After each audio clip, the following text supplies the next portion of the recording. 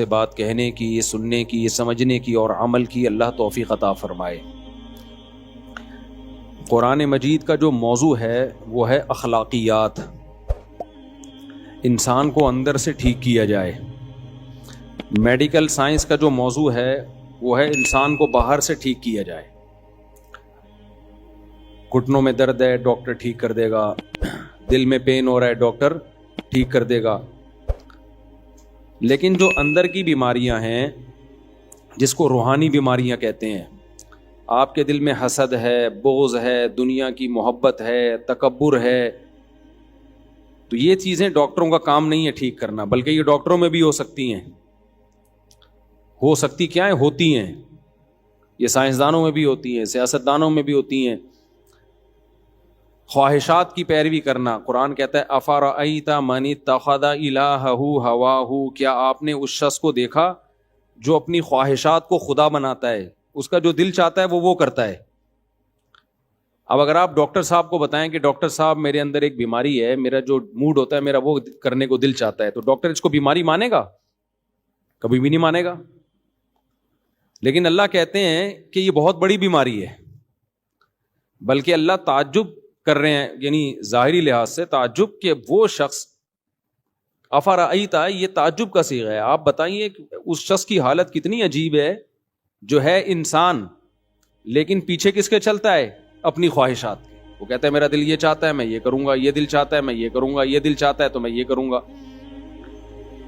وَأَضَلَّهُ اللَّهُ عَلَىٰ عِلْمٍ، اور اللہ نے اس کو علم کے باوجود گمراہ کیا ہے۔ علم کے باوجود کا مطلب جو آدمی اپنی خواہشات کے پیچھے چلتا ہے نا، اس کو بہت دفعہ پتا ہوتا ہے کہ جو کام میں کر رہا ہوں یہ غلط ہے، پھر بھی کر رہا ہوتا ہے، وہ جو خواہشات کے غلام ہوتے ہیں۔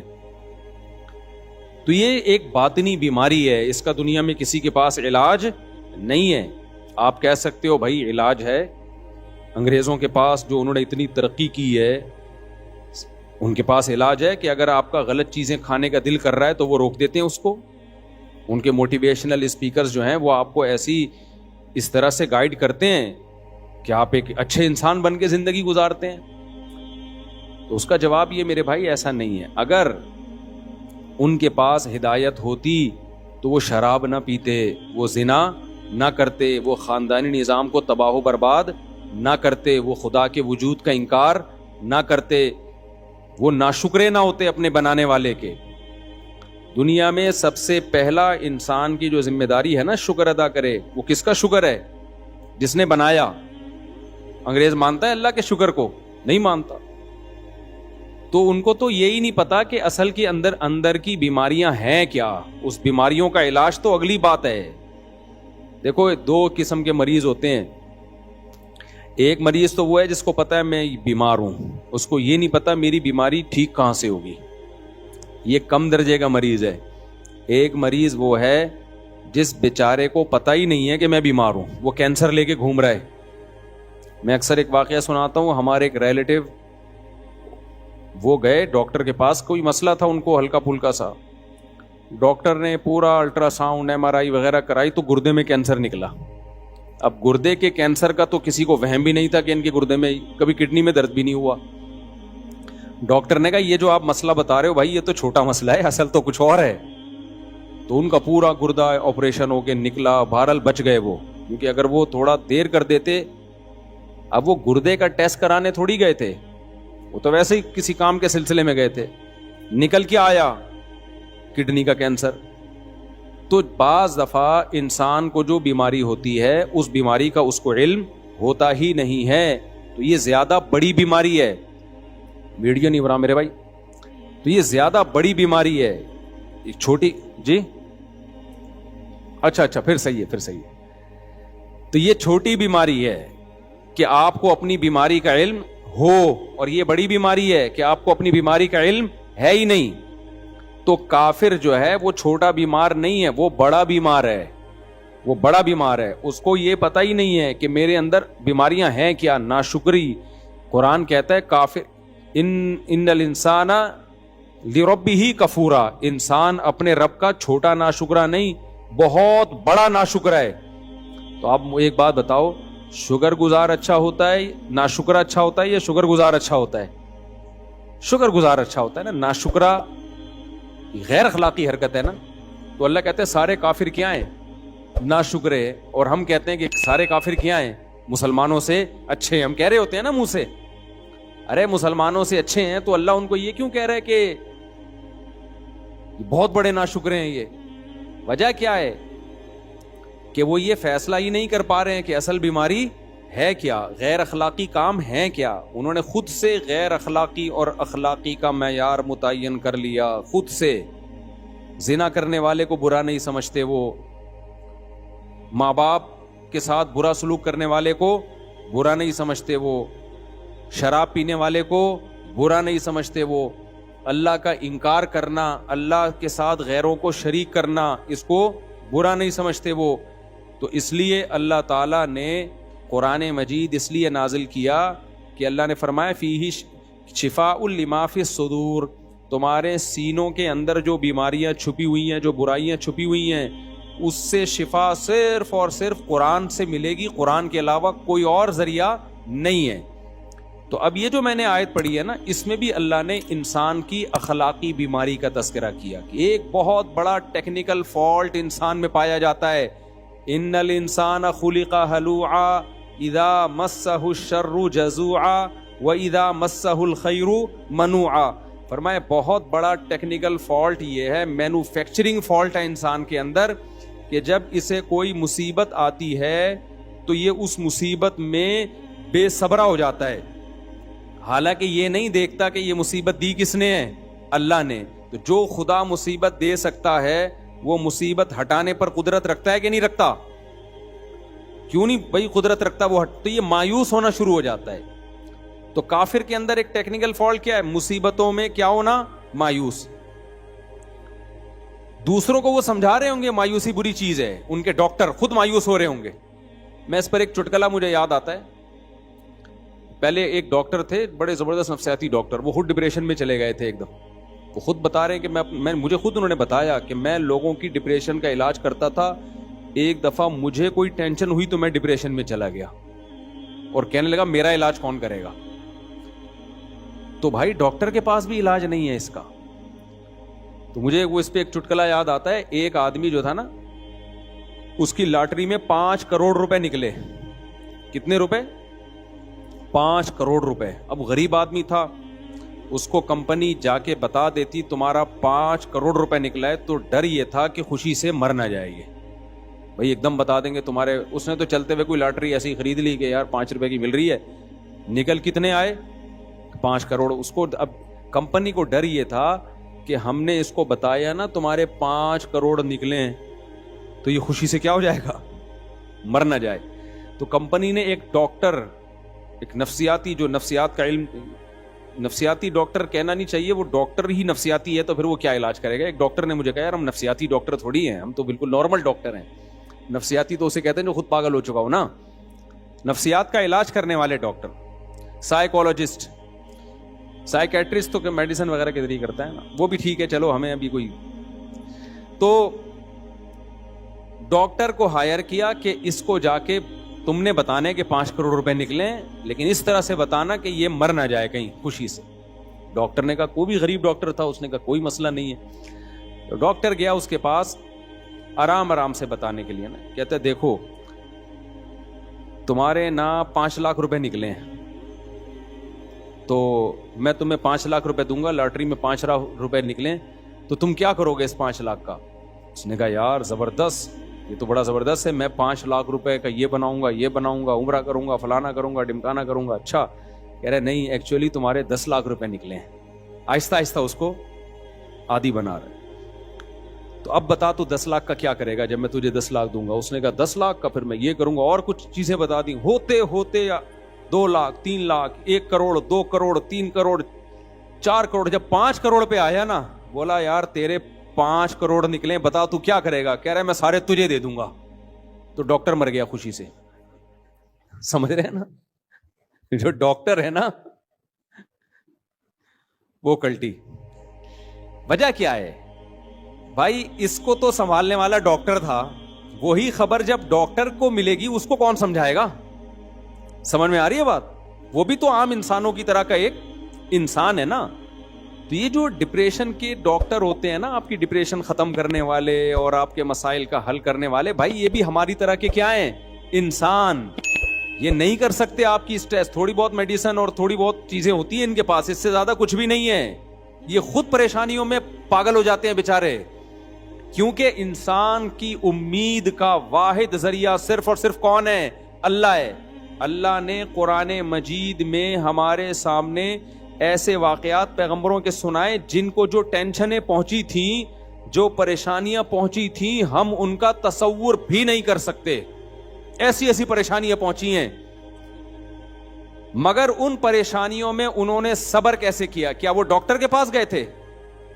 بولو بھائی کیا ہو گیا؟ دیکھو ابراہیم علیہ السلام کو کتنی بڑی پریشانی, ان کو قوم نے اٹھا کے آگ میں ڈال دیا, پوری قوم ان کی دشمن ہو گئی, تنہا. ابھی یہ امریکہ سے آئے ہیں, 2 شادیاں کی انہوں نے. میں ان کے علاقے میں بھی گیا ہوں, سان فرانسسکو. آپ کے گاؤں کے لوگ بھی سن رہے ہوں گے یہ بیان. ان کا علاقہ ہے لاس اینجلس سے نا, بالکل ویسٹ امریکہ. تو میں نے جب یہاں بیان کیا تو میں نے ان لوگوں نے سوال پوچھا کہ 2 شادیاں کرنی چاہیے. میں نے کہا بھائی وہ امریکہ میں کیوں بولوں کہ 2 شادیاں کرنی چاہیے, وہاں اللیگل ہے تو مجھے پکڑیں گے, کرنے اپنی ذمہ داری پہ کرو. تو ان کے گاؤں کے لوگ بڑے خوش ہو گئے کہ دیکھو مفتی صاحب کہہ کے گئے یہ نہیں کرنی چاہیے. حالانکہ میں نے یہ نہیں کہا تھا کہ نہیں کرنی چاہیے, یہ مجھے بتا رہے ہیں وہاں یہ پھیلا ہوا ہے کہ مفتی صاحب نے بولا یہاں نہیں کرنی چاہیے. خواتین بہت خوش ہے, حالانکہ میں نے یہ نہیں بولا. میرا مقصد ہے کرنا ہے تو مجھے کیوں پھنسوا رہے ہو بھائی تم. تو اب یہ جب انہوں نے دوسری کی, انہوں نے مجھے ابھی عصر کے بعد یہ ملنے آئے تھے, انہوں نے پورا واقعہ سنایا. میں بالکل اکیلا ہو گیا, میں بالکل ڈپریشن میں چلا گیا, میں بالکل تنہا ہو گیا, خاندان میں کوئی ساتھ دینے والا نہیں. یہاں تک کہ جن دوستوں نے کہا تھا تو ہمت تو کر, ہم ہیں تیرے پیچھے, وہ بھی بھاگ گئے. تو میں نے ان سے کہا میرے ساتھ بھی ایسا ہی ہوا تھا, جنہوں نے دوسری شادی میں اٹینڈ ہونے کے وعدے کیے ہوئے تھے نا مجھ سے, وہ بھی عین موقع پہ بھاگ گئے. انسان تنہا ہو جاتا ہے. تو اب یہ نہیں کہ پوری دنیا ان سے کٹ گئی ہے, چند لوگ خاندان کے کٹ گئے, تو کتنی اسٹریس اور ڈپریشن اس بندے نے محسوس کی ہوگی. سوچو ابراہیم, ایک شخص بھی ان کا ساتھ دینے والا نہیں ہے. بعد میں جا کے لوط علیہ الصلوۃ والسلام جو ان کے بھانجے, وہ ایمان لے کر آئے. بھانجا تو چھوٹا ہوتا ہے نا بہت. تو اور پھر ابراہیم علیہ السلام اپنے والد کو کیسے سمجھا رہے ہیں, یا ابتی لم تعبدو, اے میرے پیارے ابا آپ ان بتوں کی عبادت کیوں کر رہے ہو, یہ آپ کو نفع نہیں دے سکتے, آپ کو نقصان نہیں دے سکتے. پیار سے سمجھا رہے ہیں. اور آگے ابراہیم تو دعوت سے باز نہیں آیا, پتھروں سے مار کے ہلاک کروں گا میں تجھے, معاذ اللہ. اتنا سخت رپلائی جب باپ کی طرف سے بیٹے کو گیا ہے, کس قدر اسٹریس ہوئی ہوگی کہ نہیں ہوئی ہوگی. لیکن کہیں بھی نہیں ہے ابراہیم علیہ السلام نے کوئی محلے کا ڈاکٹر تلاش کیا ہو کہ بھائی دیکھیں یار یہ اتنی ٹینشنوں میں آیا ہوا ہوں, کسی اچھے ڈاکٹر سے رابطہ کرنا ہے. اس زمانے میں بھی حکیم ڈاکٹر تو ہمیشہ سے ہی ہیں. کس قدر الگ ہو گئے اپنی قوم سے, بالکل ہجرت کی کہ بھائی چھوڑ کے جا رہا ہوں اکیلے. اللہ نے مدد کی, حضرت ہاجرہ آپ کو ملی, حضرت سارہ آپ کو ملی, آپ کی 2 ازواج. پھر دوسری اس سے بڑی ٹینشن, آپ نے حکم دیا اپنی بیوی ہاجرہ کو کہاں چھوڑ کے آؤ, مکہ میں. کتنا دور ہے وہ علاقہ بھائی, ریگستان کا سفر ہو, اونٹوں کا سفر ہو, ارض شام سے چل کے آپ جب جہاز میں سفر کرتے ہو آپ کو نظر آتا ہے نیچے ریگستان. سڑکیں وڑکیں تھوڑی تھیں, ریگستان میں سفر کرنا ہے اپنی محبوب زوجہ کو لے کے. کہاں؟ ایسی جگہ جہاں مکہ میں ایک انسان بھی نہیں, کوئی بشر بھی نہیں, وہاں پہنچا کے واپس آ جانا ہے. کس قدر اسٹریس اور ٹینشن کا کام ہے یا نہیں ہے. جا رہے ہیں اپنی زوجہ کو دودھ پیتے بچے کے ساتھ چھوڑ کے واپس آ رہے ہیں. زوجہ بھی پریشان, بھائی یہ کیوں. زوجہ نے بھی وہاں ٹائم گزارا, کوئی ڈاکٹر تلاش نہیں کیا, نہ ابراہیم علیہ السلام نے. وجہ کیا ہے بھائی؟ وہ یقین ہے کہ یہ ٹینشن دینے والا کون ہے. بولتے کیوں نہیں بھائی؟ جب کام اتفاقی ہوتا ہے نا ٹینشن ہوتی ہے, جب پتہ ہے ایک پلان کے تحت ہو رہا ہے ٹینشن نہیں ہوتی. اس کی میں ایک مثال دیتا ہوں. یہ جو کافر لوگ ہیں نا, یہ سمجھتے ہیں دنیا میں جو بھی حادثات ہو رہے ہیں, پریشانیاں آ رہی ہیں, وہ بائی چانس ہے. وہ کیا ہے؟ بائی چانس ایسا ہو گیا, بائی چانس وہ مر گیا, بائی چانس یہ ہو گیا. تو آدمی کہتا ہے یہ چانس میرے ساتھ ہی ایسا پتہ نہیں کیوں ہو رہا ہے. ٹھیک ہے نا. اس کی مثال دیکھو, آپ کہیں جا رہے تھے, آپ جب زمین پہ بیٹھے اتفاق سے نیچے کانٹا تھا, دھاڑ کر کے چپ گیا, آپ کی چیخ نکلے گی نا, غصہ بھی آئے گا, یار یہ کیا مصیبت ہے یار, یہ کون سوئی بھول گیا تھا یہاں پہ. جب چپ ہوتا ہے تو ویسی چیخ بولو نہیں نکلتی. بلکہ انسان اپنی چیخ پہ کیا کرتا ہے؟ کنٹرول. بلکہ ڈاکٹر بھی کہتا ہے کنٹرول. یہ خود نہیں لگ رہی ہے، ڈاکٹر ہے، یہ میرا خیر خواہ ہے، یہ میرے فائدے کے لیے ٹیکا لگا رہا ہے. مسلمان کو یہ پتا ہوتا ہے کہ جو پریشانیاں میرے اوپر آ رہی ہیں بائی چانس نہیں آ رہی ہیں، یہ پریشانیاں کون دے رہا ہے؟ اللہ. اور اللہ ظالم نہیں ہے، اللہ میرا خیر خواہ ہے. یہ خود بخود نہیں آ رہی، وہ دے رہا ہے مجھے آزمانے کے لیے، مجھے بنانے کے لیے، میرے گناہ معاف کرنے کے لیے، میرے درجات بلند کرنے کے لیے. یہ دنیا دارالامتحان ہے، یہ آزمائش کی جگہ ہے، یہ پیڑے کھانے کی جگہ نہیں ہے. یہ وہ جذبہ ہے جو کافر کے پاس نہیں ہوتا. سمجھتے ہو کہ نہیں سمجھتے؟ کافر اس بہت بڑی نعمت سے محروم ہے، اس کو پتہ ہی نہیں. لہذا ان کے ڈاکٹر بھی جب پریشان ہوتے ہیں نا تو وہ بھی ڈپریشن میں جاتے ہیں. نیند کی گولیاں کھا کھا کے سوتے رہیں گے وہ ایک الگ بات ہے، وہ بھی ٹینشن میں جاتے ہیں. ابراہیم علیہ السلام کو دیکھ لو. حضرت ہاجرہ نے جب پوچھا نا ابراہیم علیہ السلام سے آپ مجھے یہاں کیوں چھوڑ کے جا رہے ہیں، تو انہوں نے فرمایا اللہ کا حکم ہے. فرمایا بخاری کی حدیث ہے اذ اللہ یضیعنا، اگر یہ اللہ کا آرڈر ہے پھر اللہ ہمیں کبھی بھی ضائع نہیں کرے گا. جب اللہ کی طرف سے کوئی پریشانی آتی ہے تو اللہ نقصان پہنچانے کے لیے وہ پریشانی نہیں دے رہا ہوتا. یعقوب علیہ السلام کو دیکھ لو، قرآن میں واقعات بھرے ہوئے ہیں. یونس علیہ السلام مچھلی کے پیٹ میں گئے، وہاں انہوں نے اللہ کو یاد کیا. تو میرے بھائی جس کی زندگی میں اللہ ان ہوگا اس کی زندگی ڈپریشن اور پریشانیوں سے پاک ہوگی. جس کی زندگی میں اللہ نہیں ہے وہ ٹینشن دور کرنے کے لیے گٹکے بھی کھائے گا، وہ ٹینشن دور کرنے کے لیے شراب بھی پیے گا، وہ ٹینشن دور کرنے کے لیے چرس بھی، بولتے کیوں نہیں، پیے گا، وہ ٹینشن دور کرنے کے لیے زنا بھی کرے گا، وہ ٹینشن دور کرنے کے لیے مار دھاڑ بھی کرے گا. بعض دفعہ ڈپریشن میں ہوتا ہے تو اٹھا کے سر مار رہا ہوتا ہے دیواروں سے، کیونکہ اس کے پاس کوئی حل ہی نہیں ہے اس کا. تو کافر یہ سارے کام کرتا ہے لیکن پھر بھی بہت نیک بنا ہوا ہے. آئیے ہمارے پاس ہے ڈپریشن کا علاج، آئیے ہمارے پاس ہے ٹینشن کا علاج. بھائی تمہارے پاس ٹینشن کا علاج ہوتا، نشہ سب سے زیادہ تمہارے ملکوں میں نہ ہوتا، شراب سب سے زیادہ تمہارے ملکوں میں نہ ہوتی. تو مسلمان بڑی بڑی پریشانیاں اٹھا کے بھی خوش رہ سکتا ہے، کافر چھوٹی سی پریشانی میں بھی خوش نہیں رہ سکتا. تو میں یہ عرض کر رہا تھا کہ اخلاقیات انسان کو اندر سے انسان کا بچہ بنانا، اندر سے یہ ٹھیک ہو جائے، یہ قرآن کے علاوہ کسی کے بس میں نہیں ہے. تو یہاں ہی اللہ نے فرمایا ان الانسان خلق ہلوعا، انسان جلد باز ہے. اذا مسہ الشر جزوعا، جب اس کو کوئی مصیبت پہنچتی ہے چیخنے چلانے لگتا ہے، بے صبری کا مظاہرہ کرتا ہے. وَإِذَا مَسَّهُ الْخَيْرُ مَنُوعًا، جب خوشی پہنچتی ہے اترانے لگتا ہے، کنجوس بن جاتا ہے. تو آگے اللہ نے کیا فرمایا؟ إِلَّا الْمُصَلِّينَ، فرمایا کچھ بندے ایسے ہیں جو مجھ پر اعتماد اور توکل کرتے ہیں، میں ان کی زندگی میں ان ہوں. تو جس کی زندگی میں اللہ ہے اسے یقین ہے کہ پریشانی کون دے رہا ہے؟ اللہ. دور کون کرے گا؟ اللہ. اور وہ پریشانی دے رہا ہے میرے فائدے کے لیے، مجھے رسوا کرنے کے لیے نہیں دے رہا. اگر کوئی یہ سمجھتا ہے نا اللہ مجھے پریشانی دے رہا ہے، اس کو مجھ سے کوئی دشمنی ہے معاذ اللہ، تو حدیث میں آتا ہے پھر جیسا یہ گمان رکھتا ہے اللہ معاملہ ویسا ہی کرتے ہیں اس کے ساتھ.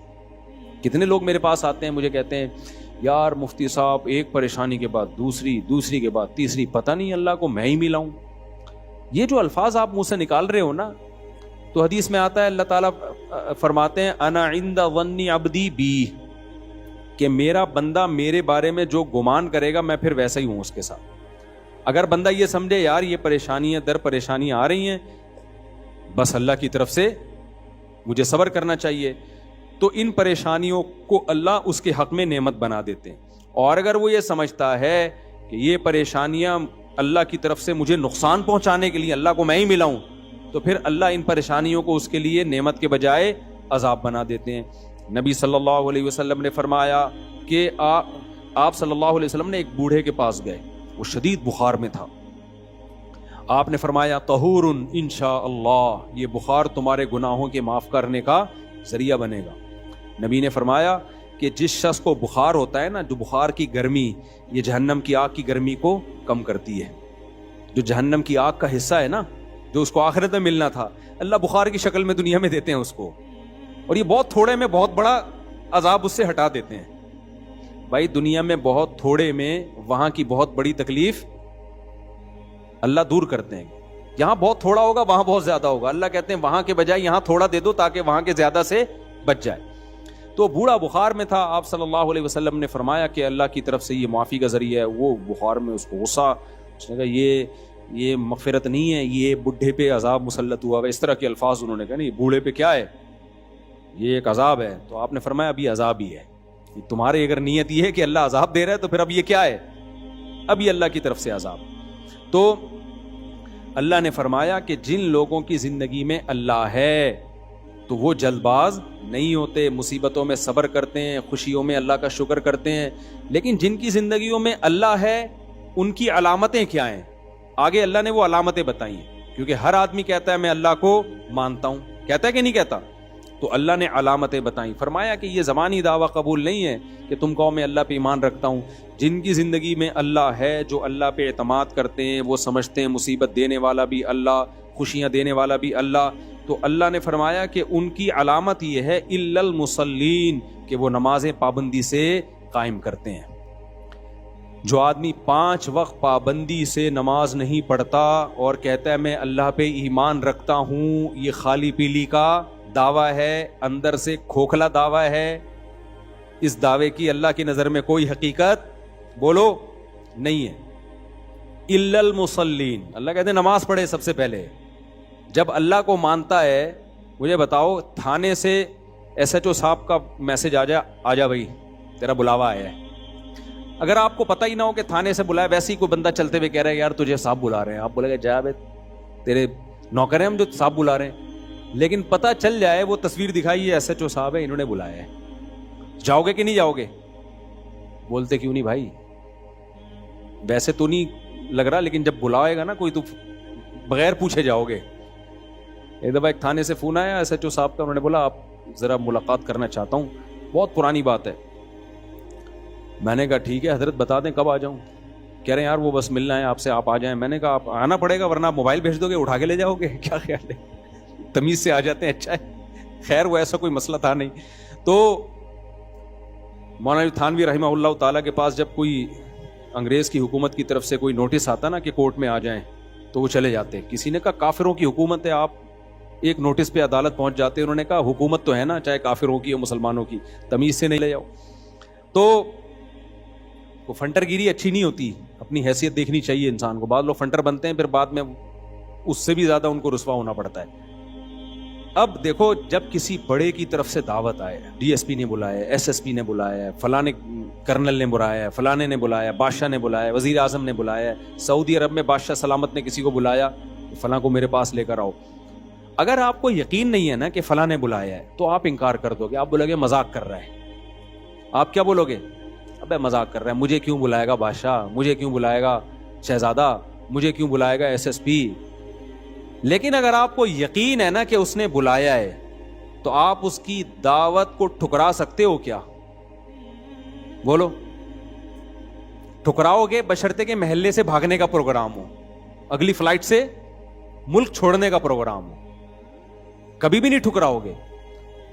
تو اللہ کہتے ہیں جو مجھے مانتا ہے نا, جب میری طرف سے ندا لگتی ہے حی علی الصلاح, آؤ کس کی طرف؟ نماز کی طرف. اور اس کو یقین ہے کہ یہ صدا کون لگا رہا ہے؟ مؤذن اللہ کے حکم پہ. کافر کہتا ہے اللہ کی طرف سے صدا یہ ہے ہی نہیں, یہ مسلمانوں کا اپنا کلچر ہے اذان. ہم کیا کہتے ہیں یہ صدا کس کی طرف سے ہے؟ بولتے کیوں نہیں بھائی, یہ اللہ کی طرف سے ہے بھائی. مؤذن تو ایک اپنی ڈیوٹی پوری کر رہا ہے. نبی صلی اللہ علیہ وسلم نے جب حضرت بلال کو اذان سکھائی ہے نا, تو یہ اذان نبی کو کس نے سکھائی ہے؟ اللہ نے. حضرت عمر کو بھی خواب آیا, زید ابن ارقم کو بھی خواب آیا.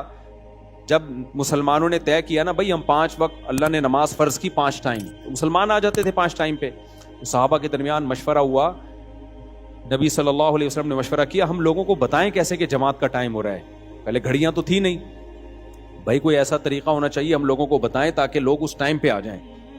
تو اعلان کیا ہو, تو کسی نے کہا بھائی عیسائی لوگ جیسے وہ بجاتے ہیں, کوئی سائرن بجاتے ہیں, گھنٹی بجاتے ہیں, کچھ ہندوؤں کے مندروں میں گھنٹیاں بجتی ہیں, تو ہم بھی ایسا کریں گے. اللہ کو یہ بات پسند نہیں تھی. اللہ اس امت مسلمہ کو ایک اعزاز دینا چاہتے تھے. کتنا بڑا اعزاز کہ اس امت مسلمہ کے ذریعے فضاؤں میں گھنٹیاں نہ گونجیں، اللہ اکبر کی تکبیریں گونجیں. پوری دنیا میں کہیں نہ کہیں ہر وقت اللہ اکبر کا نعرہ بھی لگ رہا ہے، اشہد ان لا الہ الا اللہ کا نعرہ بھی لگ رہا ہے، اشہد ان محمد رسول اللہ صلی اللہ علیہ وسلم کا نعرہ بھی. پیغمبر کی رسالت کی صدائیں بھی پوری دنیا میں ہر وقت گونج رہی ہیں، فجر میں بھی، ظہر میں بھی، عصر میں بھی، مغرب میں بھی، عشاء میں بھی. اللہ کی کبریائی، اللہ کی توحید بھی.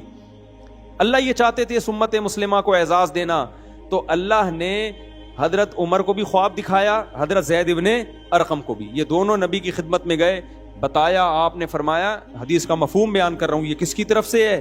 اللہ کی طرف سے. اللہ ہمیں بتا رہا ہے کہ نماز کے لیے جب تم نے لوگوں کو بلانا ہے، گھنٹیاں نہیں بجانی اور نہ سائرن بجانے ہیں، تم نے کیا کرنا ہے؟ صدائیں بلند کرنی ہے، اللہ اکبر اللہ اکبر. اتنی سی نماز ہے، اس کی دعوت کتنی بڑی ہے آپ دیکھو. دیکھو مجھے ایک بات بتاؤ، جب بھی دنیا میں کوئی کام ہوتا ہے نا، ایک دفعہ اگر ہو تو اس کے اعلان کی ضرورت ہوتی ہے. جو کام 5 ٹائم بار بار ہونا ہے تو ہر بار اعلان کی ضرورت ہوتی ہے. یار آپ اسکول کو دیکھ لو نا، یا آپ آفس میں جب جاتے ہو تو آفس میں آپ کو بتا دیا جاتا ہے روزانہ 9 بجے آپ نے آنا ہے. گورنمنٹ کا آفس ہے تو اس میں بتا دیا جائے گا شام 2:30 بجے آپ نے یہاں صبح پہنچنا ہے. گورنمنٹ میں صبح 2:30 بجے بجتے ہیں گورنمنٹ کے اداروں میں. تو آپ نے صبح کتنے بجے پہنچنا ہے؟ یہاں پہ 9 بجے پہنچنا ہے.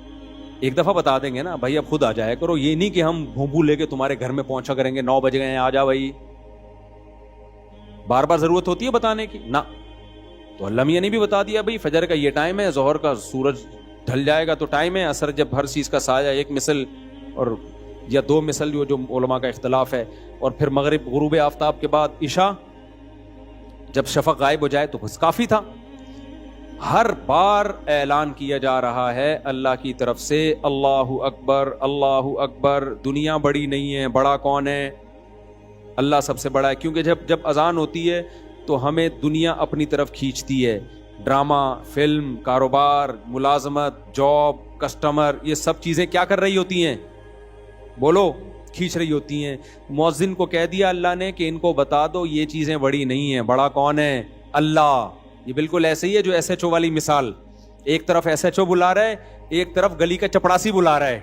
آپ کہہ رہے ہو میں چپڑاسی کی دعوت پہ جاؤں گا، اگلا بولے گا بیٹا چپڑاسی چھوٹا ہے، تھانے دار کیا ہے؟ بڑا ہے، وہاں چلا جا ورنہ وہ نہیں چھوڑے گا تجھے، اس کو بعد میں نمٹا لینا. کہتے ہیں کہ نہیں کہتے؟ بھائی تجھے تیرا باپ بلا رہا ہے، ادھر چلا جا. تو باپ کی دعوت کو ٹھکرا رہا ہے اور ماموں کی دعوت پہ جا رہا ہے، تو بے وقوف ہے یا نہیں ہے؟ باپ پہلے ہے، باقی سب کون ہے؟ بعد میں. تو اللہ تعالیٰ بھی قرآن میں کہتے ہیں کہ اذان کے ذریعے یہ کہلوایا اللہ اکبر، اللہ سب سے بڑا ہے. یہ بتا دیا کہ اب اس کے آرڈر کے آگے بیوی، بچے، باپ، ماں، کاروبار، بزنس، جاب، ملازمت سب کیا ہیں؟ چھوٹے ہیں، بہت چھوٹے ہیں. کس قدر موٹیویشن ہے. پھر 1 بار نہیں 4 بار. پھر میں گواہی دیتا ہوں اللہ کے سوا کوئی عبادت کے لائق نہیں ہے. جب نہیں ہے تو کس کی عبادت کی جائے گی؟ کس کو مانا جائے گا؟ اللہ کو. اور ہم جو یہ کہہ رہے ہیں شیطان وسوسہ دل میں ڈال سکتا ہے، بھائی ہو سکتا ہے یہ مسلمانوں نے خود سے عبادت کا ایک طریقہ ایجاد کر لیا ہو سکتا ہے خود سے کسی مولوی صاحب نے فتویٰ دے دیا ہو کہ اللہ اکبر کہہ کے لوگوں کو بلایا کرو. نہ ہم گواہی دیتے ہیں اشہد ان محمد رسول اللہ، میں گواہی دیتا ہوں کہ محمد صلی اللہ علیہ وسلم اللہ کے رسول. تو جو پیغمبر ہیں انہوں نے یہ دعوت ہمیں سکھائی ہے، تو یہ پیغمبر کی دعوت نہیں ہے. میسنجر کا کام اپنا پیغام پہنچانا نہیں ہوتا، میسنجر کا کام اس کا پیغام جس کے وہ میسنجر ہیں.